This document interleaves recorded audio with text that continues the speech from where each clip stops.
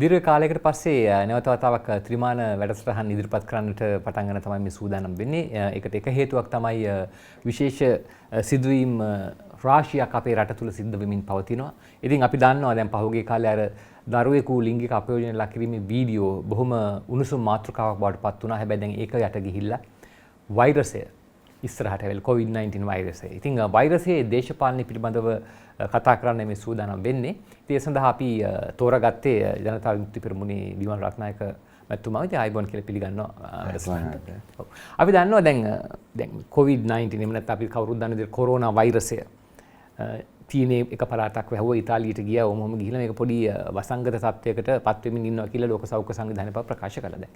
මේ වෙනකොට ලංකාවේ සෑහෙන කාලයකට පස්සේ පොසිටිව් කේසස් දෙකක් තමයි දැන්ටත් ආරංචිලා තියෙන්නේ. හැබැයි සමාජයේ ලොකු කැළඹීමකට පත් වෙලා තියෙනවා. එක පැත්තකින් සුපර් මාකට් වහගෙන, කඩ වහගෙන මිනිස්සු සීලුම බඩු ටික මිලදී ගන්නවා. අනිත් පැත්තෙන් අද වෙනකොට පෙට්‍රල් ෂෙඩ් වල තෙලුත් ඒ විදිහට ගන්න පටන් අරගෙන තිබෙනවා. දැන් මේ කොරෝනාවයි මේකයි අපේ රටේ මේ මිනිස්සුන්ට වෙලා තියෙන්නේ මොකද්ද කියන කාරණා පිළිබඳව පොඩ්ඩක් විග්‍රහ කරගත්තොත් කොහොමද අපි පටන් ගන්න මේ කතන්දරය? ඔන්න මුලින්ම ස්තුතිවන්ත වෙනවා මේ අවස්ථාවට අපට ආරාධනා කිරීම ගැන. දැන් ඇත්තටම ගත්තොත් දැන් කොරෝනාව අලුත් මානව සංහතියට එරෙහිව පැන නැගුණු අලුත් වෛරසයක්. නමුත් දැන් මාස 3කට ආසන්න කාලයක් තිස්සේ චීන වෛද්‍යවරු, සෞඛ්‍ය සේවකයන්, ජනතාව, පාලනය විසින් ඒකත් සමග විශාල සටනක් කිරීම හරහා විශාල දැනුමක්, විශාල අත්දැකීම් ප්‍රමාණයක් කොහොමද මේකට මුහුණ දෙන්නේ කියන එක පිළිබඳව ලෝකයේ සතු වෙලා තිබෙනවා. ඒ නිසා දැන් චීනය තුල ගත්තොත් ඒ කොරෝනා වෛරසයට ගොදුරු වෙන ප්‍රමාණයත් කොරෝනා වෛරසයෙන් මිය යන ප්‍රමාණයත් විශාල වශයෙන් අඩු වෙමින් යනවා. අපි දුටුවා ඔන්න ගොඩනගපු රෝහල් ඔන්න වසාගෙන යනවා. ඒ නිසා පැහැදිලි මේක තව සතියක් පමණ යන විට සතියක් දෙකක් පමණ යනකොට චීනය මේ වෛරසය සහ ඒකේ වෙච්ච බරපතල අනතුර ඒගොල්ලන් ඊටාම සැලසුම් සහගත ආකාරයට පරාජයටපත් කරලා තිබෙනවා. අපි දන්න තරමින් චීනය මහ විශාල රටක්, වර්ග කිලෝමීටර් 96 ලක්ෂයක්, ඊළඟට ජනගහනය කෝටි 140ක්. නමුත් ඔවුන් රටේ සෑම ප්‍රාන්තයක්ම වසා දැමුවේ නැතුව අර විශාල වශයෙන් මතුවෙච්ච ප්‍රාන්තය පමණක් වසා දැමමින් විද්‍යාත්මක, පරිපාලනමය, තාක්ෂණික සහ චීන ජනතාව මේක රාශී කරගත්තා. ජනතා සහභාගීත්ව වැඩසටහනකිනුත් ලෝකයේ ඉන්න විද්වතුන්ගේ උදව් වුණොත් තමයි අතන මේගොල්ලන් මේක දැන් මර්ධනය කරගෙන තියෙන්නේ.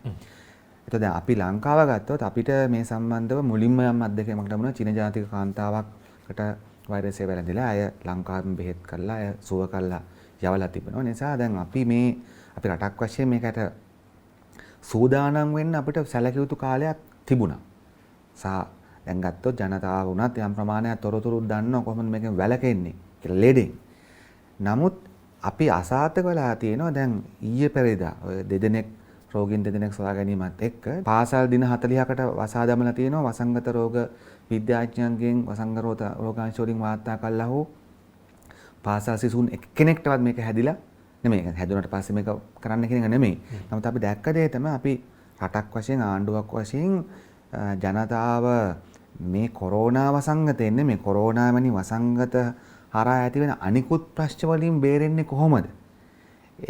මේ බිය, වැරදි තොරතුරු හරහා මේ කොරෝනා වසංගතය විසින් ඇති කරන්න නියමිත දේවල්ම එක නැතුව වෙන්නේ කොහොමද කියන එක පිළිබඳව ජනතාව සූදානම් කිරීමක්, දැනුවත් කිරීමක් ඇත්තටම නැති තරම්.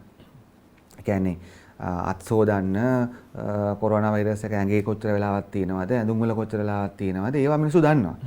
හැබැයි රට දැනගෙන හිටපු නැති දේ මොකක්ද?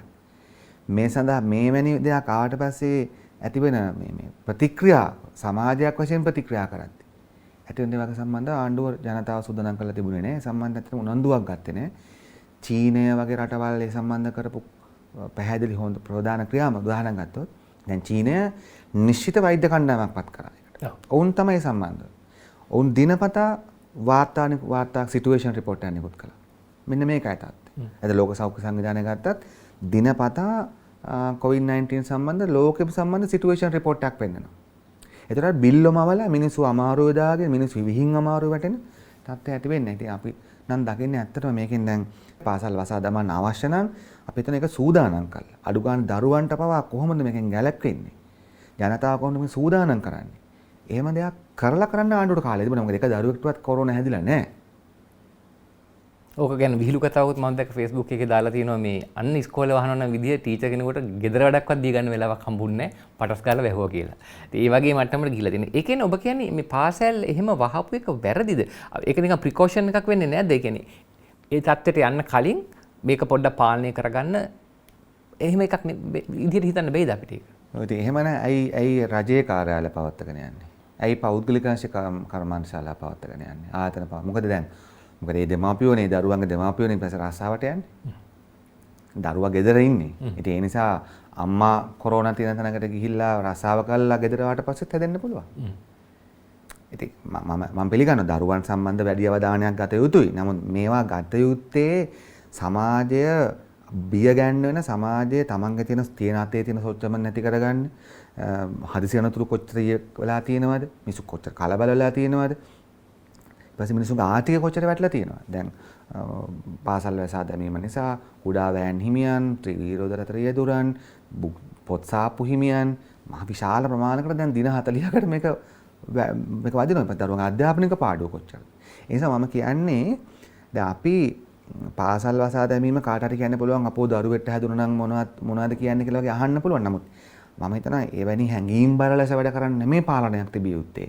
ඒ නිසා දැන් වසා දමලා දැන් ඒක නැවත සාකච්ඡා කිරීමෙන් තේරුම් ගන්න. නමුත් මම අපි දකින දේ තමයි ජනතාව මේ සඳහා සූදානම් කිරීමකින් තොරවයි මේ ක්‍රියාමාර්ග කරන් තියෙන නිසා තමයි එයාපෝට් එක ඇරලා. ඒකට එන්න පුළුවන්. ඒකේ තාමත් එන්න පුළුවන්. එමනම් රටේ සියලුම ආයතන වැඩ දැන් ඉතාලියේ සමහර රටවල් වල වගේ සම්පූර්ණ වහලා නැහැ. අනිත් සියලුම දේවල් වැඩ ඉස්කෝලේ විතරක් වහලා තියෙනවා. දැන් විශ්වවිද්‍යාල වහලා තියෙනවා. විශ්වවිද්‍යාල ආචාර්යවරු හැබැයි වැඩට යන්න ඕන. ඉතින් ඒ වගේ ඒ කියන්නේ විශ්වවිද්‍යාල ආචාර්යවරුන්ට මේක හැදෙන්නේ නැද්ද වගේ ප්‍රශ්න. ඒ නිසා අපිට තියෙන්නේ අර එකිනෙකට අතාර්කික කරුණු තමයි තියෙන්නේ. තාම අපේ කිසිම අපිට අතන යෝජනා කරන දේ තමයි ඒ නිසා දැන් විවේචනාත්මකව නෙමෙයි. අපි කියන්නේ පළවෙනි දේ තමයි ආණ්ඩුව වහාම ඒකාබද්ධ සලස්මක් ප්‍රකාශපත් කළ යුතුයි. ආණ්ඩුව, දේශපාලන පක්ෂ, සිවිල් සංවිධාන, පෞද්ගලික ආයතන සහ පුද්ගලයෝ පවුල් මේ සියල්ල ඒකාබද්ධව අපි එකිනෙකා කුමක්ද මේ සඳහා කළ යුත්තේ කියලා. يعني වැඩපිළිවෙලක් ඉදිරිපත් කරන එක එක්කෙනාගේ කාර්යභාරය මොකක්ද? දෙක අපි යෝජනා කරන දේ තමයි එක නිශ්චිත නිල ප්‍රකාශකවරයෙක්. ඒක සෞඛ්‍ය ප්‍රධානියෙක් නම් වඩා හොඳයි. විද්‍යානුකූල සත්‍ය තොරතුරු සහිත බලතල සහිත එක ප්‍රධානියෙක්.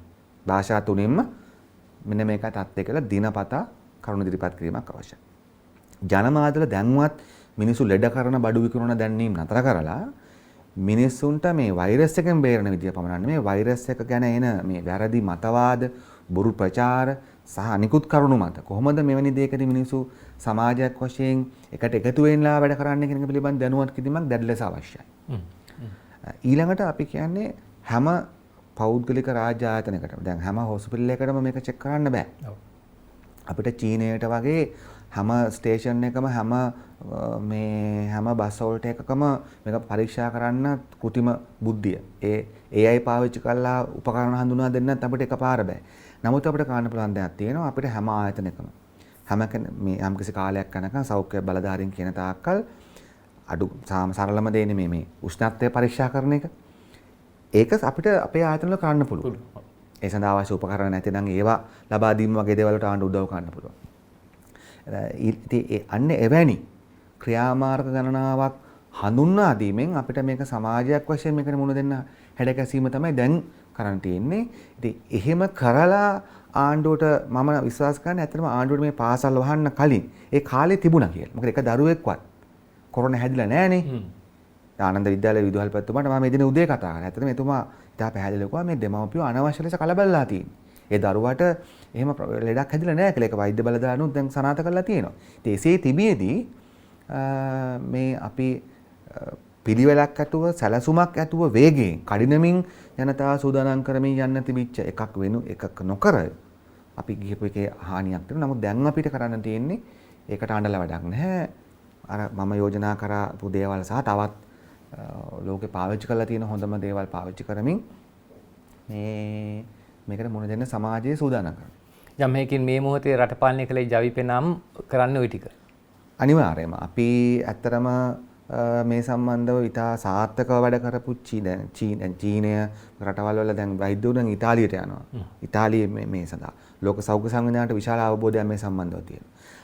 අනික නාරද අපේ රට මේක පාලනය කරන ලෙස අපේ තියෙන එක මේන් එන්ට්‍රි පොයින්ට් එකයි. අපිට ගොඩ බිමින් එන්න බෑ. අපිට එයාපෝට් එක පරිස්සම් කරගත්තොත් රටට අලුතෙන් එන එක වළක්වන්න පුළුවන්. මොකද ඉන්දියාවේ හුළඟින් වෛරස් එක එන්නේ නැහැ. අනිත් එක තමයි අපේ රටේ විශේෂයෙන්ම කාන්තාව ඉගෙනගත්තු අය. එතකොට ඒගොල්ලන්ට විශේෂයෙන්ම තමන්ගේ නිවස, තමන්ගේ දරුවා, තමන්ගේ පවුලේ අය පරිස්සම් කිරීමට යම්කිසි උපදෙසක් දුන්නොත්, විද්‍යානුකූල උපදෙසක් දුන්නොත් ඒක ක්‍රියාවන් නැගීම සඳහා තරම් උගත් අවබෝධයක් තියෙන කාන්තාවන් විශාල ප්‍රමාණයක් අපේ රටේ අති බහුතරයක් ඉන්නවා පිරිමින්ට වඩා. ඒක අපිට තියෙන දැවැන්ත ශක්තිය. ඉතින් ඒ වගේම ඒ නිසා අපි විශ්වාස කරනවා ලෝකේ තියෙන එහෙම තමයි චීනය කරේ. ඇත්තටම ඒවා පාවිච්චි කරා ඒගොල්ලෝ උපරිම වශයෙන්. ඉතින් එහෙම තවත් අත්දැකීම් උකහාගෙන අපි නම් ඇත්තටම පූර්ණ සැලැස්මක් කරනවා. මම උදාහරණයක් කියන්නම්. අපේ රට සුනාමිය ඊට වඩා බරපතල 45000ක එක මොහොතේ නැති වුණා එක තත්පර ගානකින්. නමුත් අපි රටක් වශයෙන් මේ වෙලාවේකට යට වුණේ නැහැ. අපි සමාජයක් විදියට අපි නැගිට රටක් ගාලා. මේ වෙලාවේ ජයපෙත් සැලකියුතු කාර්යභාරයක් කළා. අපි එකක් ජනතාවට බලාපොරොත්තුවක් දුන්නා. දෙක අපි මේ සුනාමිය මංකොල්ලකරුවන්ගේ අවස්ථාවාදීන්ගේ බොරුකාරයන්ගේ ව්‍යාපෘතියක් බටපත් වෙන දුන්නේ. ඊටාම අඩුවෙන් ඒ වගේ අත්දැකීම් එකක් දෙයක් වුණා නැතෝ නෙමෙයි. නමුත් බහුතරයක් වශයෙන් මුළු සමාජෙම නැගිට්ටා. සිංහල බෞද්ධ මිනිස්සු ගිහලා සයින්ද මර්දු වල බඩු බෙදුවා. ඒක මුස්ලිම්ද කියලා බැලුවේ නේ. දෙමළද කියලා බැලුවේ නේ. ඉතින් ඒ නිසා අපිට අත්දැකීමක් තියෙන රටක් වශයෙන් ජයපේ විදිහට අපි ඊටාම දැවැන්ත භූමිකාවක් සුනාමියේදී කරපු නිසාම අපිට විශ්වාසයක් තියෙනවා මේ කොරෝනා තත්ත්වයට වුණත් අපිට හොඳ සැලැස්මක් ඉදිරිපත් කර හැකියි. නමුත් දැන් අපි ආණ්ඩුවේ නැති කියලා ප්‍රශ්නයක් නෑ. අපි ලෑස්ති එවැනි පොදු වැඩපිළිවෙලකදී ජයපේ විදිහට අපේ තිබෙන ශක්තිය, යෝජනා, අදහස් සහ ප්‍රායෝගික වුණත් ඒකට දායක වෙන්න. ආණ්ඩුවත් එක්ක එකතු වෙලා වුණත් ඒක කරන්න කැමතියි. අනිවාර්යයෙන්. මට තියෙන අනික් ප්‍රශ්නේ තමයි දැන් ඔබ මේ කිව්වා මේ සුනාමිය වෙලාවේ අපේ රටේ මිනිස්සු ඒකට ක්‍රියාත්මක වෙච්ච ආකාරය ගැන. එහෙම කරපු මිනිස්සු කොට්ටාශයක්. ඇයි දැන් මෙහෙම වෙලා තියෙන්නේ? ඒ කියන්නේ ඉස්කෝල වහපු ගමන් හදිස්සි වෙලා තමන්ගේ අසල්වැසියා තමන්ගේ දෙමව්පිය පව ප්‍රතික්ෂේප කරන මට්ටමට ඇවිල්ලා තියෙන කොවිඩ්ද දන්නේ ඒක හරි පොදුවේ අපි පිළිගන්න ඕනේ. ඇමරිකාවේ පවා සාප්පු සංකීර්ණ හිස්සලා තිබෙනවා. ඕස්ට්‍රේලියාවේ පවා හිස්සලා තිබෙනවා. නමුත් අපේ රටේ ඊටාම දරුණු අමානුෂික මනුෂ්‍ය සහෝදරත්වයට එරෙහි දේවල් මේ කොරෝනා ආරම්භයේදීම සිද්ධ වුණා. මට ඔබතුමා වෙලාවකට කීපයක් දෙනවනේ. දැන් අපි ගත්තොත් මේ චීනයේ මේ කොරෝනා වෛරසය මතු වෙනවත් එක්කම අපි දැක්ක අපේ රට තුළ හිටපු චීන සංචාරකෝ චීන ජාතිකයන්ව සහ මුලින්ම ප්‍රතික්ෂේප කරන උන්ව හෙලා දකින කොන් කරන ක්‍රියාවලියක් පටන් ගත්තා. අවසානයේ චීන තානාපතිවරයාට ඒ වෙන ප්‍රකාශයක් සිදු කරන්න සිද්ධ වුණා මේ. ඒක ඊට පස්සේ අපි දැක්ක දේ තමයි ඔය විදේශගත ශ්‍රී ලාංකිකයන් ඔවුන් පීඩාවට පත් වෙලා ඒ රටෙත් ඉන්න මෙතුලන් රස්සාවක් නැති කරගෙන තමන්ගේ ජීවිතය ගලවා ගන්න ලංකාවට එනකොට ඔවුන් අපේ නගරට ගේන්න එපා අපේ ගමේ රෝහලට ගේන්න එපා කියලා මහා බරපතල විරෝධතාවක් ඇති වුණා. ඊට පස්සේ අපි දැක්ක සමහර වෛද්‍යවරු නිලධාර වෛද්‍ය සංගම්වල සමහර ප්‍රධානී එකම කොරෝනා රෝගියෙක් වාර්තා වෙලා තියෙන වෙලාවේ චීන ජාති කාන්තා ඉන වෙලාවේ ඔවුන් කියා සිටියා අතිකාල වැඩිපුර දීමන අවශ්‍යයි කියලා. රටේ එක කොරෝනා රෝගියා එතකොට හිටියා චීන ජාති කාන්තාව. මම දැක්ක සමහර එක වෘත්තීය සමිතියකින් කියලා තියෙනවා මේ මොකද්ද සෞඛ්‍ය සේවකයන්ට විශේෂ පුහුණුවක් දෙන්න ඕන මේ සම්බන්ධව කියලා. මේ කරන්න. ඒක ඔන්න ඔහම තමයි මේක පටන් ගත්තේ. ඒක පටන් අරන් අද වෙනකොට අපිට පේනවා ඒක මුලින්ම විදේශිකයන් ප්‍රතික්ෂේප කරා. ඊට පස්සේ විදේශගත ශ්‍රී ලාංකිකයන් දැන් ප්‍රතික්ෂේප කරනවා. මම මේ ප්‍රශ්නේ රිදෙන්න පුළුවන් නමුත් සත්‍ය මේක කතා කරන්න ඕනේ. දැන් මම අහන්නේ දැන් මේ ඔය සංචාරක මඟ පෙන්වන මහත්මයා දැන් ඔය ලෙඩ වෙලා ඉන්න කෙනා එතුමා දෙමළ හෝ මුස්ලිම් ජාතිකයෙක් වුණා නම් අද අපේ රටේ තත්ත්වය මොකක්ද? ප්‍රජාවන් ලෙසම වුන් හෙලා දකින්න නැති වෙයිද? ඒ මහත්මයාගේ පුතා දරුවා කොළඹ ආනන්ද විද්‍යාලයේ නොවි සහිරා විද්‍යාලයේ හෝ හින්දු විද්‍යාලයේ වුණා නම් අපේ සමාජයේ ප්‍රතිචාරය කොමක් වෙයිද? මොකද රටවිරුව කියලා කියන විදේශගත ශ්‍රී ලාංකිකයන්ට ඒ අති බහුතරය සිංහල බෞද්ධ අය, තරුණ අය, බොහෝ අය දෙනෙක් මම හිතන්නේ මේ පසුගිය රාජපක්ෂ පාලනය බලයටපත් කරන්න කටයුතු කරපෑත් එතන ඇති. අපි දැක්කා ඔවුන්ව ප්‍රතික්ෂේප කරන ඒ වෛරීසහගත තත්ත්වය. ඒකට හේතුව වුණා. ඒවා අපි දැක්කේ නෑ ලෝක වෙන රටවල. එකක් දෙකක් වෙලා ඇති සමස්තයක් වශයෙන් දැක්කේ නෑ. අපි ඉතාලිය ගත්තොත් ඉතාලියට බෝට් වලින් කන්ටේනර් වලින් පැනලා ආපු මිනිස්සුන්ටත් ඉතාලිය නොමිලේ සෞඛ්‍ය පහසුකම් දෙනවා. හොයන්නේ නැහැ, પાස්පෝර්ට් චෙක් කරන්නේ නැහැ, සිටිසන්ෂිප් චෙක් කරන්නේ නැහැ. ලෙඩ නම් බලනවා, ඔක්කොටම බෙහෙත් කරනවා. ඉතින් දැන් ඔය ලංකාවට එන අය එන්නේ ඥාතීන්ගේ බලපෑමට සහ තමන්ගේ රැකියාව නැතිකම නිසා මිස ලෙඩ ප්‍රශ්න නිසා නෙමෙයි අතර. ඉතින් මම මතු කරන්නේ මේක උනේ කොහොමද මේ? ඊට පස්සේ අපි පාසල් වසපු ගමන්ම අපි කොහොම හරි ජීවත් වෙන්න ඕනේ කියලා දැන් මමත් ඇත්තටම මම මගේ අම්මට මේ බෙහෙත් ගන්න එක මේ සුපර් මාකට් එකේ තියෙන ෆාමසි එකට ගියා. ඉතින් මම දැක්කා ඒ මේනියාව තමන් විතරක් ජීවත් වීම සඳහා බඩු තොග වශයෙන් ලබා ගන්න මේනියාව. ඒක තමන්ගේ අසල්වැසියා ජීවත් වුණත් නැත් ප්‍රශ්නය තමන් ගොඩ ගහ ගන්න. ඒක. එතකොට දැන් මේ සමාජය අපි දකිනවා විශේෂයෙන් පහුගිය අවුරුදු ගණනාව ඇතුලේ ඊටාම තද කියන්නේ සහෝදරත්වයේ විනාශ කරපු. ඒ ජාතිවාදී, වර්ගවාදී, අන්තවාදී මහා දැවැන්ත මේ වෛරස් එකට මේ සමාජය ලක් වෙලා තියෙනවා. ඒක මුලින්ම දෙමළ මිනිහට ඊට පස්සේ මුස්ලිම් මිනිස්සුන්ට විරුද්ධව. එහෙම ගොඩනගපු සමාජයක්. ඊට පස්සේ ඊතරක් නෙමෙයි. සාධක තර්ක කරුණු මත නෙමෙයි. මේ රට මේ විදියටම මීට වඩා ප්‍රබලව පුපුරන මට්ටමට ආවා. කාන්තාවන් 4000ක් එක තනි වෛද්‍යවරයෙක් වඳ කරාය කියලා. අද කොරෝනා ගැන බණ කියන ඔය ආණ්ඩුවට සම්බන්ධ බහුතර ජනමාධ්‍ය ඒ වෙලාවේ හදපු උද්ඝෝෂණයට. ඒතර මේ රට එහෙම රටක් වුණා. අපි දැක්කා නාගලෝකෙන් නයි ගෙනල්ලා ඒ නයි ආවා කියලා ඒ නයි බලන්න දසදහස් ගණන් මිනිස්සු ගියපු රටක් මාස කිහිපයකට කලින්. ඒ නිසා මේ රට අර තර්කයෙන් තොර, සහෝදරත්වයෙන් තොර, මනුෂ්‍යත්වයෙන් තොර විද්‍යාත්මක කරුණු මත තීන්දුව తీරන ගන්න වෙනුවට ජනමාධ්‍යවල රූකඩ බවට පත් වෙලා මෙහෙ වෙන්න ලෑස්ති ඒ වෛරස් ඇටැක් එකට පහුගිය අවුරුදු ගණනාවක් තිස්සේ ලක් කරා. ඒ නිසා මේක සහෝදරත්වේ නෑ. ඒ නිසා සුනාමිය තරම් ප්‍රබල වෙලා නෑ කොරෝනා කොහෙත්ම. සුනාමියත් එක්ක බලද්දි කොරෝනා මොකද්ද? තවම ගත්තොත්. නමුත් අපි සුනාමියේදී මේ මොකුත් නෑ. ඒතර චීනෙත් දුර්වල අපිට ගන්න අත්දැකීමකුත් නෑ. අපි සුනාමි නම දන්නේ නැහැ. දැන් අපි කොරෝනා දන්නවා. දැන් අපි කොරෝනා ගැන ගොඩාක් අධ්‍යාපනයක් අපිට නමුත් අපි ඒකට මුණ දෙන්න බෑ. ඇයි? සමාජයක් වශයෙන් අපි තීරු වලට වෙන් වෙලා තියෙන නාරද. ඒක වෙන් කරලා තියෙන්නේ. ඒ නිසා තමයි මේක තියෙන්නේ. මේකේ සහෝදරත්වය නෑ. මේක මනුෂ්‍යත්වය නෑ. මේකේ සාමූහිකත්වය නෑ. ඉතින් ඒක නිසා අපි දකින්නේ ඇත්තටම කොරෝනා වෛරස් එකට වඩා ප්‍රබලයි. ඒ විනාශය අර පහුගිය කාලයක් තිස්සේ ගොඩනගපු ජාතිවාදී, වර්ගවාදී විදේශිකයාද, විදේශගත ශ්‍රී ලාංකිකයාද සියලු දෙනා ප්‍රතික්ෂේප කරමින්. ඒ හදපු මතවාදී උගුල තමයි අපි ඒ වෛරස් එකේ ඉන්නේ. ඒ කියන්නේ අර අනෙක් ප්‍රජාව වෙනුට විරුද්ධව හදපු මතවාදී අවසානයේ තමන්ගේ විනාශය දක්වාම හරියටම හරි. ඒවා හදපු අය හිතුවා මේක සිංහල මිනිහතරයි මේක බලපාන්නේ. සිංහල මිනිහා පරිස්සම් මේ දෙමළ මුස්ලිම්ලාට වදිනවා ප්‍රශ්නේ අවුලක් නෑ. දෙමළ මුස්ලිම් සමහර ජාතිවාදී කට්ටියත් එහෙම හිතන්නේ. නමුත් ප්‍රශ්නේ එනකොට කොහොමද? ඒක එන්නේ අපේ ගමට එපා. විදේශගත ශ්‍රී ලාංකිකයෝ එපා. රට විරුව කියපු කට්ටියට. කොඩි දාගෙන වෙලා ඡන්ද දුන්නු කට්ටිය අද මොකද්ද කියන්නේ? ඒ නිසා ඇත්තටම ගත්තොත් මේ සමාජයේ ඒ ජවය ශක්තිය බිඳ වැටලා තියෙන්නේ. නමුත් ඒක ගොඩනගා ගන්න පුළුවන්. ඒක තමයි අපි කියන්නේ සමාජයක් වශයෙන් අපි සාමූහික විය යුතුයි. අපිට වෙනස උගන්වන දේශපාලන සත්‍යය මේ හැම දෙයක්ම අධ්‍යාපනයක් තියෙනවා. මොකද්ද? මේකට මුණ දෙන්න අපිට සිංහල දෙමළ මුස්ලිම් කියලා බෙදලා බෑ. මේකට මුණ දෙන්න අපිට විදේශගත ශ්‍රී ලාංකික කියලා බෙදලා බෑ. අපිට ලෝකෙන් අත්දැකීම් ගන්න වෙනවා. ලෝකෙ උදව් ගන්න වෙනවා. අපි ඔක්කොම එකට එකතු වෙන්න වෙනවා. එකට එකතු වෙලා තමයි හැම කෙනාටම උදව් කරගෙන මේක පාලනය කරන්න වෙන්නේ. ඒ නිසා සමාජයක් වශයෙන් නැගී සිටිනවා මිසක් අපි සිංහලයේ, දෙමළේ, මුස්ලිමේ, මරක්කලයේ කියලා ගහගෙන බෑ මේක. අනිත් කාරණා තමයි මේ ජනවාද පිළිබඳ පෙර සඳහන් කරපු නිසා මේ වෙලාවේ මම ඊගා වහන්න යන ප්‍රශ්නේ ජනමාධ්‍ය සම්බන්ධ ප්‍රශ්නයක්.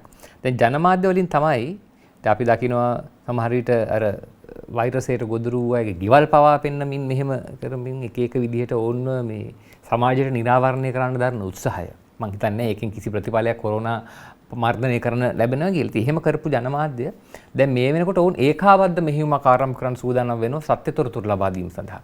ඔවුන් කියන්නේ අර ඩෙන්ගු වසංගතය බවට පත් වෙන මොහොතේ ඔවුන් ඒ වගේ එකක් කළා. ඒ වගේ එකක් තමයි දැන් කරන්න යනවා වගේ ලොකු එකක් මම දැක්ක දාලා. මොකද්ද මේක ඔබට තියෙන විග්‍රහය මේ කාරණාව? දැන් හරි ඒගොල්ලෝ පිළිගන්නව නැහැ. ඒගොල්ලෝ කලින් බොරු තොරතුරු තමයි කිව්වේ. ඒගොල්ලෝ කලින් මිනිස්සු උසිගන්නප එක තමයි කරේ. මිනිසුන්ගේ බය විකුණුප එක තමයි කළේ. තනි තනි මිනිසුන්ගේ පෞද්ගලිකත්වයේ ආරක්ෂාව 7-5කට මායින් කරන්නේ නැතුව ඒ මිනිසුන්ගේ මූණු රවුම් කර කර පෙන්නමින් තමන්ගේ ලාභ වැඩි කරගත්ත එක තමයි කළේ. මම කියන්නේ ජනමාධ්‍ය අයිතිකාරය පමණක් නෙමෙයි. ඔක කැමරා කරන කැමරාකරුවට පවා මම නම් කියන්නේ යම්කිසි වගකීමක් තියෙනවා. ඒ හෘද සාක්ෂිය අපි දැක්කේ නැහැ මාධ්‍ය බහුතරයක.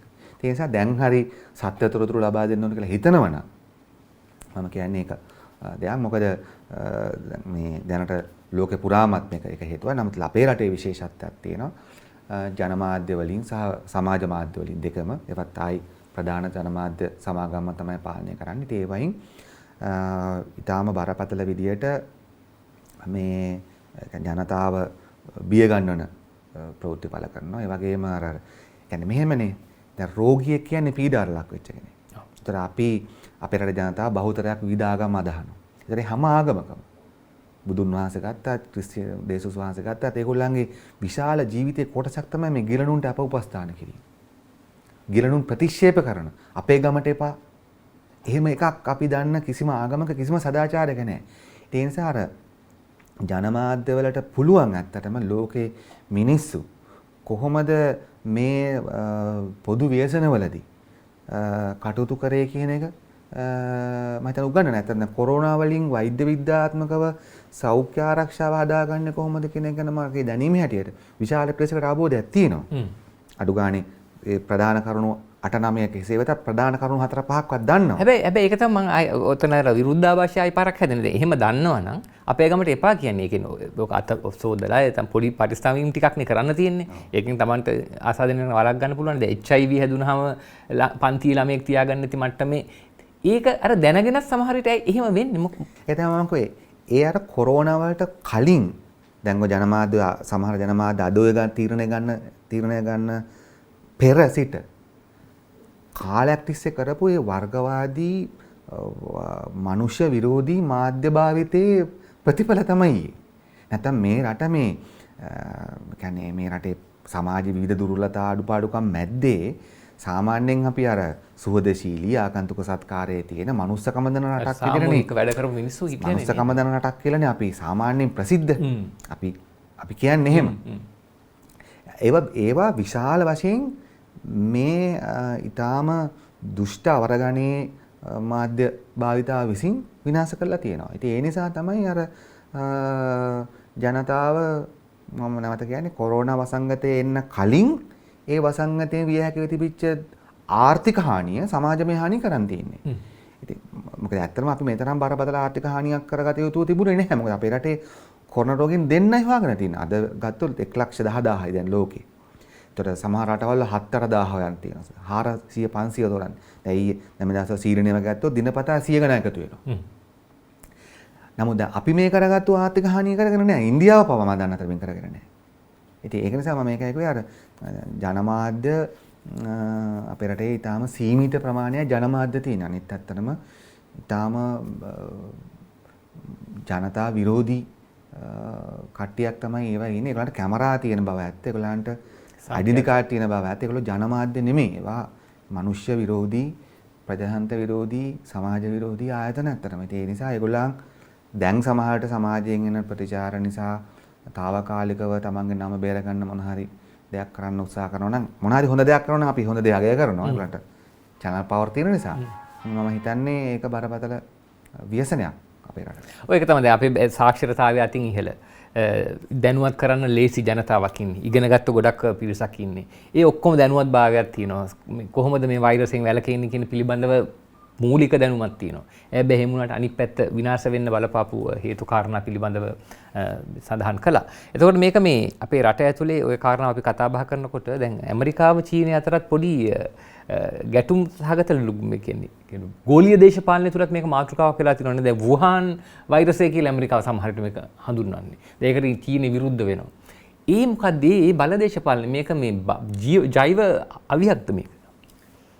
ඔව් ඇත්තටම ගත්තොත් අපි දැක්කපු දේ තමයි මේ කොරෝනා වෛරසය මතුවුණාට පස්සේ විශේෂයෙන්ම එක්සත් ජනපදයත් සමහර යුරෝපා රටවලුත් තනිකරම මේක චීන විරෝධී ව්‍යාපෘතියක් බවට පත් කරගත්තා. ඒ කියන්නේ දැන් චීනේ මොකද මේක චීනය දැනගෙන හිටපු දෙයක් කියලා කවුරුත් පිළිගන්නේ නැහැ. මේක අනික චීනයේ තිබුණ ඉතා දක්ෂ වෛද්‍ය විද්‍යාඥ කණ්ඩායම් වලින් දින 3ක් විතර යනකොට මේ සම්පූර්ණ වෛරසයේ ජාන පිටපත් අරගෙන ඒවා ලෝකෙට ලබා දුන්නා. චීනය හැම විටම ලෝක සෞඛ්‍ය සංවිධානයට මේකට ආරාධනා කරා. නිසා ලෝක සෞඛ්‍ය සංවිධානය කිව්වා මිනිස් ඉතිහාසයේ ඕනම රටක් දන්නා ඉතිහාසය ඇතුලේ මෙවැනි සෞඛ්‍යමය රෝගමය වසංගතයක් මැඩපවත්තන්න ලෝකේ ඕනම රටක් කරලා තියෙන විශිෂ්ටතම ව්‍යායාම චීනෙ මේ කරන්නේ කියලා. ඒ වගේම චීනයේ ආර්ථිකයට වඩා මිනිසුන්ගේ සෞඛ්‍ය ගැන හිතනවා කියලා හිතලා. අපිට එයාපෝට් වහන්න බැරුණාට චීනයේ වුහාන් වැහුවා. චීනයේ වුහාන් කෙනෙක් කොච්චර ලෝක එකක්ද? චීනයේ මිලියන් 50ක් මිනිස්සු මාසයක් වැහුවා. චීනයේ මිලියන් 1400ක් ඉන්නවා. මුළු චීනෙම වැහුවා. නමුත් වහන්න ඕනක වැහුවා. ඉතින් ඒගොල්ලන් ඒතර ඒ නිසා චීනය මේ සම්බන්ධව ඉතා බරපතල උත්සාහයක් ගත්ත බව ලෝක විද්වතුන් අති බහුතරයක් පිළිගත්තා. නමුත් අර බලදේශපාලන උගුල අරගලය නිසා ඇමරිකා එක්සත් ජනපදයේ හැම විටම මේ චීනයෙන් මේ වෛරසය හොයාගත්ත ජීව විද්‍යාත්මක අවියක් කියලා කිව්වා. චීනය මේ කියන්නේ ඒ වෛද්‍යවරුන්ට හරියට සලකන නිසා සමහර වෛද්‍යවරු මැරුණා කියලා කිව්වා. ඒ වගේ දැවැන්ත චීන විරෝධී ව්‍යාපෘතියක් එක්සත් ජනපදයේ සහ සමහර යුරෝපා රටවල් සහ සමහර ඒවට සම්බන්ධ දැවැන්ත මාධ්‍ය සමාගම් පවත් අරගෙන ගියා. නමුත් අද අපිට පේනවා චීනය තමන්ගේ කොරෝනා සම්බන්ධ හදපු රෝහල් වසාගෙන එනවා. ඔවුන්ගේ දිනපතා වාර්තා කරන ප්‍රමාණය අඩු වෙලා තිබෙනවා. ඔවුන් මුළු රටම වහන්න නැතුව ඒක ක්‍රමානුකූලව මර්ධනය කළා තිබෙනවා. ඒ නිසා අපිට පේනවා ඒ වගේම චීනය තුළ අපි දැක්ක විශාල සහෝදරත්වයකුත්. අපි ඒකත් අමතක කරන්න හොඳ නැහැ. චීනයේ වුහාන් වල වැඩ කරන්න ගියේ වුහාන් වල වෛද්‍යවරුනේ මේ වෛද්‍ය කණ්ඩායම් වෛද්‍ය සහ සෞඛ්‍ය සේවක කණ්ඩායම් එක 10000කට වැඩි ඒකේ සේවයට ගියා. ඉතින් ඒක නිසා මම ලෝකයේ සාධාරණ කල්පනා කරන රටවල් මම හිතන්නේ චීනයේ කටයුතු අගය කරනවා. නමුත් එක්සත් ජනපදයේ ඊටාම ඒකේ නායකත්වයේ මිනිසු නෙමෙයි. ඒක හෙලා දැකීමට ලක් කළා. නමුත් අපි හිතන දැනට එක්සත් ජනපදයේ තුල මේක වර්ධනය වෙන ප්‍රමාණයට අපේට විශ්වාසය අනිවාර්යයෙන්ම චීනය පාවිච්චි කරපු best practices අනිවාර්යයෙන්ම එක්සත් ජනපදයට ගන්න වෙනවා. මොකද නාරද එක්සත් ජනපදය කියන්නේ නිදහස් සෞඛ්‍ය සේවාවක් නැති රටක්. නිසා එක්සත් ජනපදයේ තුල දැන් මේ ශීත කාලයේ තිබෙන්නේ මේක ව්‍යාප්ත වීම ආරම්භ වුණාට පස්සේ කෝටි 5කට අධික දුප්පතුන් ඉන්න රටක් එක්සත් ජනපදය කියන්නේ අති විශාල ව්‍යසනයක් එක්සත් ජනපදයේ තුල සිද්ධ විය හැකියි. ඒ නිසා මම හිතන්නේ මේ අර හැම මනුෂ්‍ය වර්ගයා මුණ දෙන ප්‍රශ්න ඊටාම පටු දේශපාලන බල දෘෂ්ටිකෝණ වලින් ගන්න එකේ වැරද්ද. මම හිතන්නේ අපි මේ චීනය සම්බන්ධ ප්‍රශ්නේ දැක්ක ඇත්තටම තිබුණ ලෝකයේම චීනයත් එක්ක එකතු වෙලා ඒක විසඳ ගන්න උත්සාහ කරනවා. මොකද මේක සාමාන්‍යයෙන් නම් මම දැක්ක විද්‍යාඥයන් කියනවා මේක පාලනය කරගන්න බැරි වුණොත් මේක විශේෂයෙන්ම අප්‍රිකාවට ව්‍යාප්ත වුණොත් ලතින් ඇමරිකාවට විශාල වශයෙන් ව්‍යාප්ත වුණොත් කියන්නේ සෞඛ්‍ය සේවාවන් අඩු රටවල් වලට ව්‍යාප්ත වුණොත් මිලියන් 15ත් 24 ප්‍රමාණයක් මේ යන්න පුළුවන් කියලා. දැනට මැරලා තියෙන තාම 3500ක් වගේ. ඒතර මිලියන ගණනක් මරනවා කියන්නේ ඒක මහා ඛේදවාචකයක්. මෙච්චර දිනු තාක්ෂණ තියෙන ලෝකයක. ඉතින් ඒ නිසා අර බලදේශපාලනය එක්සත් ජනපදය සහ යුරෝපා රටවල් අනුගමනය කරපු දෙයක් තියෙනවා. නමුත් අපිට හිතෙන්නේ ඒක දැනට පෙරදිලා තියෙනවා චීන ජනතාවගේ සහ විද්‍යාඥයන්ගේ මහන්සිය ඇතුලේ. දැන් ඔබ අපි ආයි ලංකාවේ දේශපාලනයට આવත් එහෙම ජාත්‍යන්තර දේශපාලනයේ ප්‍රශ්නේ. දැන් ලංකාවේ දේශපාලන පක්ෂ ඔබ පක්ෂයත් ඇතුළුව මේ සම්බන්ධව ජනතාව අතර ජනතාවට හරියාකාරව කරුණු sannivedanaya කළාද? එක්සත් ජාතික පක්ෂය වෙන්න පුළුවන් වර්තමානයේ ආණ්ඩු බලය හුබවන පක්ෂය වෙන්න පුළුවන් ඔබ පක්ෂයෙන් පක්ෂ රාශියක් ජනතාව වෙනුවෙන් මේ හැමෝම වැඩ කරනවා කියන්නේ. එතකොට ඇද්ද මං අහන්නේ ඔබත් ඇතුළු? ඔව් ඇත්තටම ගත්තොත් දැන් අපි සම්බන්ධ අපිට කියන්න පුළුවන්. දැන් අපි මේ කොරෝනා වෛරසය සම්බන්ධ කරුණවලදී අපි හැම විටම දැන් උදාහරණ මම කියන්නම්. දැන් ඔය චීන ජාතික කාන්තාව ලංකාවේදී හොයා ගැනීමත් ඒ ආශ්‍රිතව චීන ජාතිකයන්ට අදාළව විවේචන ඔවුන්ව කොන් කිරීමේ වැඩ පිළිවෙල පටන් ගත්ත මොහොතේ ලංකාවේදී අපි පක්ෂයක් වශයෙන් මොකද අපි දැක්ක එකක් මනුෂ්‍යත්වයට හොඳ නැහැ ඒක ලංකාවටත් හොඳ නැහැ. අපි තමයි ඉස්සෙල්ලාම චීනයට දැන්නුවේ මොකද චීනය මේ ආණ්ඩුවට හිතවත්කම් පාන්නන එක වෙනම කතාවක්. නමුත් රාජපක්ෂ පාලනයත් එක්ක චීනය ඉතා කිට්ටුවෙන් වැඩ කරනවා. නමුත් අපි තමයි පක්ෂයක් වශයෙන් මේ වෙලාවේ චීන ජනතාවට එහෙම නොකළ යුතුයි චීනයට අපේ සහෝදරාත්මක අදහස හැඟීම පළ කරමින් අපි අපේ අදහස් ඉදිරිපත් කරා පළවෙනියටම. දෙක තමයි අපි මේකේ බිල්ලම වන්න කිසිම අවස්ථාවක් කටයුතු කරේ නැහැ. අපි මේකේ දේශපාලන වාසි ගන්න කටයුතු කරේ නැහැ. ඊට පස්සේ අපිට නැවත මුණ දෙන්න වෙච්ච ප්‍රශ්නය තමයි විශේෂයෙන්ම විදේශගත ශ්‍රී ලාංකිකයන් මේ මෑතකදී ලංකාවට ගෙනීමේදී ඒමේදී කොරෝනා නිසා ඔවුන්ගේ මුදල් අය කරන එක. ඇත්තටම ඔවුන් ආවා එනකොට ආණ්ඩුවේ ලොකු සූදානමක් තිබුණේ නැහැ. ඒ නිසා ඔවුන්ගේ මුදල් අය කරන්න ගියා. ඒත් අපි ඒ අවස්ථාවේදී කොරියාවේ විශේෂයෙන්ම ඉස්සෙල්ලාම ආවේ පස්සේ තමයි ඉතාලිය. අපි ජයිපේ විදියටත් ජයිපට සම්බන්ධ බහුජන සංවිධාන වලනොත් අපි ආණ්ඩුවට පෙන්වලා දුන්නා මේක වැරදි. මේ ආසරණ වෙලා එන අයට ගේ මුදල් අය කරලා නිරෝධායන කටයුතු කරන එක වැරදි. ඒක අනිත් එක තමයි ඕන් ලංකාවේ පුරවැසි ඕන්ට නොමිලේ සෞඛ්‍ය හිමිකම් තියන අය. ඒ නිසා පැටිස් කන්න හරි අය කරන එක වැරදි. ගාමි ලොකු ගෑමතිවරයා කියන දේ පැටිස් කන්නනේ 7500ක් අය කරලා තීන්දුව කළා තියෙන්නේ. නිසා අපි ඒ ජනතාවගේ ආරක්ෂාව වෙනුවෙන් අපි කටයුතු කළා තියෙනවා. ඒ වගේම අපි කිසිම ආකාරයකින් මේ කොරෝනා වෛරසය පිළිබඳ බිල්ලොමවන්න අපි කිසිම ආකාරයෙන් කටයුතු කරන්නේ අපේ කිසිම දේශපාලන නායකයෙක් අපි කටයුතු කළා නැහැ. ඒ වගේම අපි දිගටම සෞඛ්‍ය වෘත්තීය සමිති සෞඛ්‍ය අපේ පක්ෂයට සම්බන්ධ වෛද්‍යවරුන් ගෙනුත් ඇත්තටම අපි උපදෙස් ගත්තා. මොකද්ද අපි කළ යුත්තේ? ඒ කියන්නේ දැන් උදාහරණයක් වශයෙන් පොදු අදහසක් තිබුණා මේ අර මුඛ ආවරණ මොනවාද මාස්ක් ලබා දිය යුතුයි කියලා. සාමාන්‍ය ජනතාවගේ පැත්තෙන්. නමුත් අපි වෛද්‍යවරුන්ගේ වෛද්‍ය කණ්ඩායම ලෙවට පස්සේ ඒගොල්ලන් කිව්වා අපි දැක්කා වසංගත රෝග පිළිබඳ IDH රෝහලේ ප්‍රධාන වෛද්‍ය නිලධාරිතුමා පවා කියලා තිබුණා නෑ එහෙම අවස්ථාවක් නෑ. යාවත් දාගෙන හිටියේ නෑ මං හිතන්නේ. යාවත් දාගෙන හිටියේ නෑ. ඉතින් එතුමා වගේ අයගේ අදහසොත් අපේ වෛද්‍ය කණ්ඩායම් වල අදහසොත් අනුව අපි කල්පනා කරමින් හිටියා කොහොමද අපි මේකට පළ ප්‍රයෝජනයක් ඇති ආකාරයට මැදිහත් වෙන්නේ. නමුත් දැන් මේ ලංකාවේ දෙදෙනෙක් සොයා ගැනීමත් පාසල් වසා දැමීමත් ඇත්තටම ලංකාවේ දෙදෙනෙක් සොයා ගැනීමට කලින් තමයි ඊට කලින් දවස් අපි දැක්කා මේක ලෝක ව්‍යාප්ත වෙනවත් එක්ක අපි ජයිපේ වශයෙන් අපි තීන්දුවක් ගත්ත පක්ෂයේ දේශපාලන මණ්ඩලය තුල දැන් ලෝක ව්‍යාප්ත වන ආකාරයට ලංකාවේ සමහර ගුවන්තොටුපළ ඇරලා තියෙන්නේ ලංකාවේ ගුවන්තොටුපළෙන් සමහර රටවල් මගින් විතරයි නිරෝධායන කරන්නේ. ඒ නිසා ලංකාව දැන් මේක සම්බන්ධව සැලසුම් සහගත මැදිහත් වීමක් නැහැ කියන එක අපි හඳුනගත්තා. ඒ නිසා තමයි අපේ පක්ෂයේ ප්‍රචාරක ලේකම් විජිත හේරත් සහෝදරයා ඔය රෝගීන් සොයා ගැනීමට පෙර දිනේදී ඇත්තට අපි ප්‍රකාශ කළේ රටට ජාතික වැඩපිළිවෙලක් සකස් කරන්න. ඒ ජාතික වැඩපිළිවෙලට අපි ලෑස්ති අපේ දෙන්න පුළුවන් අපේ දායකත්වය දෙන්න කියන එක. ඒතකොට ලෙඩ්ඩු දැනගෙන ඉඳලා නෙමෙයි. මොකද අපි දැක්කා ආණ්ඩුව බොහොම නිදැල්ලේ ආණ්ඩුව ඡන්ද කරනවා. ලෝකෙම කොරෝනාට ලෑස්ති වෙනවා අපි ඡන්ද කරන ලෑස්ති වෙනවා. ඒ නිසා අපි හිතන අපි වගකීමෙන් කටයුතු කරලා තියෙනවා. ඒ වගේම ජනතාවට ප්‍රශ්න ඇති වෙච්ච අවස්ථාවවලදී විදේශගත ශ්‍රී ලාංකිකයන්ට අපි නැතිලා තිබුණා. දැන් අපි කොරෝනා තිබිලා හෝ නැතුව දැන් අපි රට කොරෝනා තත්ත්වයකට පත්ලා තිබෙනවා. ඒ නිසා තමයි අපි කිව්වේ අපි ඊටාම පැහැදිලිව ජාතික වැඩපිළිවෙලකට අපේ කල හැකි කොටස අපිට තිබෙන කොටසට අනුව හැකියාව අනුව අපි කරන්න ලෑස්ති. ඉතින් දැන් මේක කාණු සුද්ධ කරලා හරි මේක පැලහිටවල හරි බේරන්න පුළුවන් එකක් නෙමෙයි. නමුත් මම කිව්වේ සමාජයක් වශයෙන් මේක කරන්න පුළුවන් දේවල් තියෙනවා. ඒක තමයි අපි අපේ යෝජනාව මම කලිනුත් කිව්වේ. මම නැවතත් කියනවා නම් ආණ්ඩුව පොදු සැලැස්මක් හදන්න ඕන. ඒක ආණ්ඩුවේ වගකීම් මොනවාද? දේශපාලන පක්ෂවල වගකීම් මොනවාද? සිවිල් සංවිධානවල වගකීම් මොනවාද? පුද්ගලයන්ගේ පවුලේ වගකීම් මොකද්ද කියලා මේ හතරට කඩලා මේ වගකීම් පවරන්න ඕන. ජාතික සැලැස්මේ එක ප්‍රකාශකයෙක් වැදගත් හැඟීම් බර නැති විද්‍යාඥයෙක් බලගතු පුද්ගලයෙක් නම් කළ යුතුයි කොරෝනා සම්බන්ධ ඔහු තමයි රටට කියන්නේ කියන්නේ. 3 දිනපතා පුළුවන් නම් පැය 12ට සිටුේෂන් රිපෝට් එකක් නිකුත් කරන්න ඕනේ.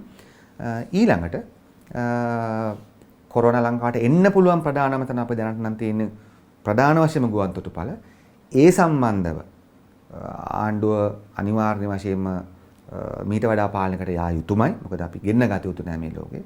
අපි ඒක යෝජනා කරනවා. ඊළඟට පෞද්ගලික අංශයකට අපේ රටේ රාජ්‍ය අංශවලට අපි යෝජනා කරන දේ තමයි ආණ්ඩුවෙන් අරගෙන හරි නැතුව හරි අපි يعني වෛද්‍යවරුන්ගේ උපදෙස් මත කළ හැකි මම කියර උෂ්ණත්වය පරීක්ෂා කිරීමේ වගේ හොය නැත්නම් ඊට වඩා වෙනස් තවත් ඒවා තියෙනවා නම් කළ යුතු සරල දේවල් අපේ මට්ටමින් කළ හැකි දේවල් කිරීම ආරම්භ කරන්න ඕන කියන එක. ඊට පස්සේ තමයි සමාජ වගකීම අපි ලෙඩ්ඩු කොන් කරන්නේ නැතුව ලෙඩට ලක් වෙච්ච පවුල් කොන් කරන්නේ නැතුව ඒ ගම්මාන කොන් කරන්නේ නැතුව නැත්තම් කොරෝනා ගම්මානත් හැදේ අපේ රටේ සමහර.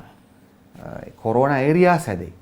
මිනිස්සු යන්නේ නැති. ඉතින් එහෙම වෙන දෙන්නේ නැතුව සමාජය තුළ මේක ඒඩ්ස් හැදුනත් කොරෝනා හැදුනත් මොනවා වුණත් මේ අපේ මිනිස්සු කියන හැඟීම එකකින් කියන්නේ ඒගොල්ලන් ගිහලා බදාලද ගන්න කියලා.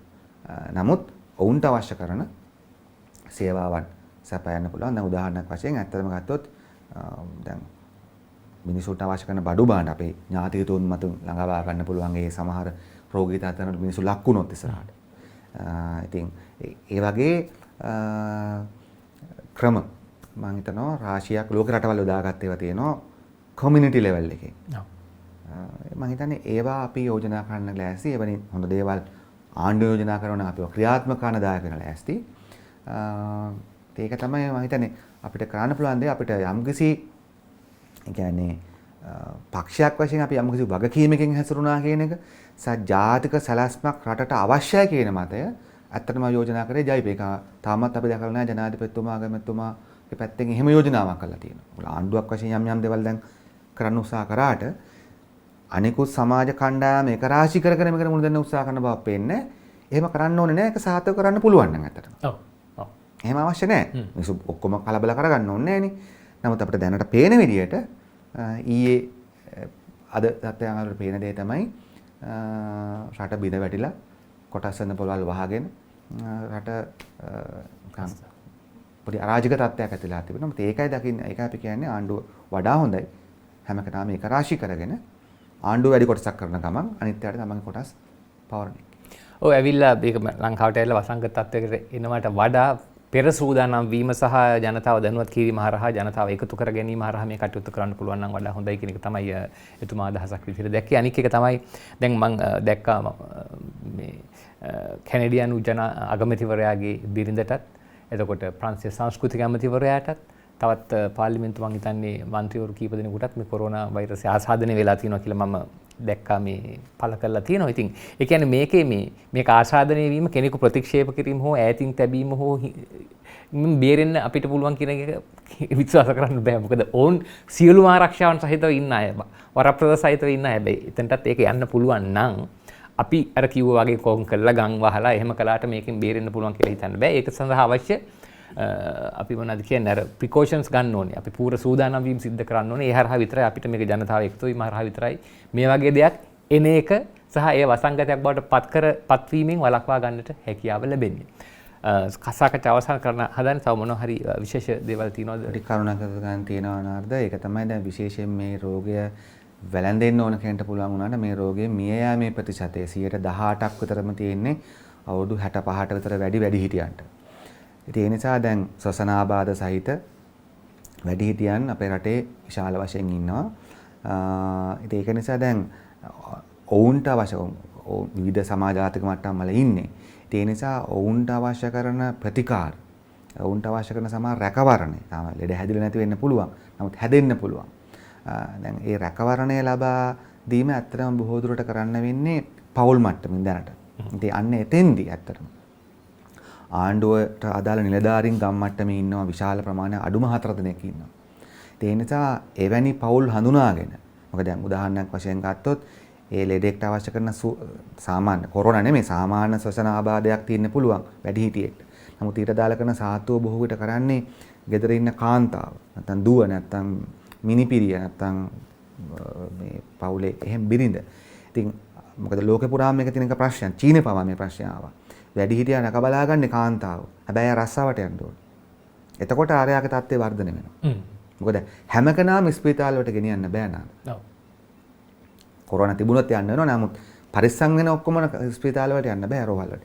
ඒ නිසා අපි දකින දේ තමයි අර ග්‍රාමීය මට්ටමේ නිලධාරීන්ගේ මේක වහාම හඳුනා ගන්න පුළුවන් දවසක් අතොත් ඇත්තටම හඳුනා ගන්න පුළුවන් එවැනි ආර්ථික වශයෙන් දුෂ්කර පවුල් අන්න ඒ අය සඳහා එහෙම අවශ්‍ය ලෙඩ රෝග තියෙන පවුල්. ඒතර සීමිතම ප්‍රමාණයක් එන්නේ මහා ප්‍රමාණයක් නෙමෙයි. අන්න ඔවුන්ට යම් ආකාරයක ආර්ථික සහනයක් එක්ක ඒගොල්ලන්ට රැකියාවෙන් පඩි කපන්න නැතුව නිවාඩු ලබා දීම වගේ තෝරා ගැනීමක් කළ යුතු වෙනවා. චීනෙත් සමහර ග්‍රාමීය ප්‍රදේශවල එහෙම හඳුන්වා දීම් කළා.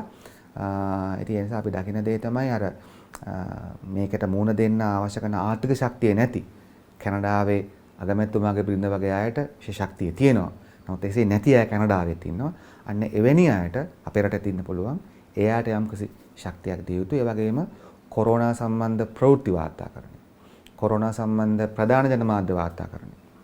පැහැදිලිවම අපි ආයෝජනා කරන්නේ යම්කිසි කාලයකට එක්ක ජාතික අපදා කළමනාකරන මධ්‍යස්ථානය මගින් හෝ නැත්නම් මේ සම්බන්ධයෙන්ම පිහිටවන වෙන ආයතනයක් මගින් පරීක්ෂාවට ලක් කළා තමයි ඒ ජනමාධ්‍ය වාර්තාකරණය කළ යුත්තේ. කියන ජනමාධ්‍ය පාලනය කිරීමක් කරන නෙමෙයි. නමුත් ජනතාවට ආදාළ කාරණාවට සම්බන්ධ විද්‍යාත්මක නිශ්චිත තොරතුරු සම්පාදනය කිරීම අවශ්‍ය වෙනවා.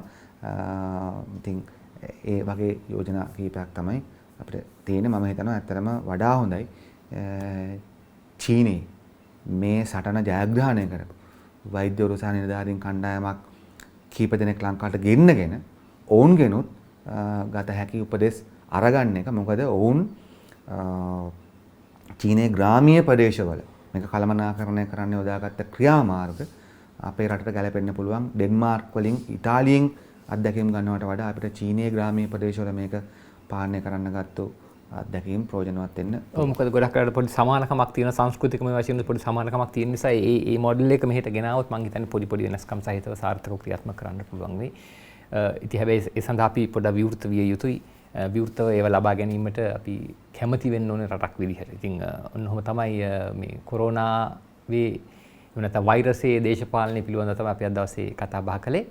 එවනම් ඉතින් බෙහෙවින් ස්තුතිවන්ත වෙනවා ඔබතුමාට අපිත් එක්ක සාකච්ඡාවට සහභාගී වීම පිළිබඳව. වැඩසටහන පිළිබඳව අදහස් උදහස් යෝජනා ඔබට ලියන්න පුළුවන්, කමෙන්ට්ස් ඔයගලන්ට දාන්න පුළුවන්.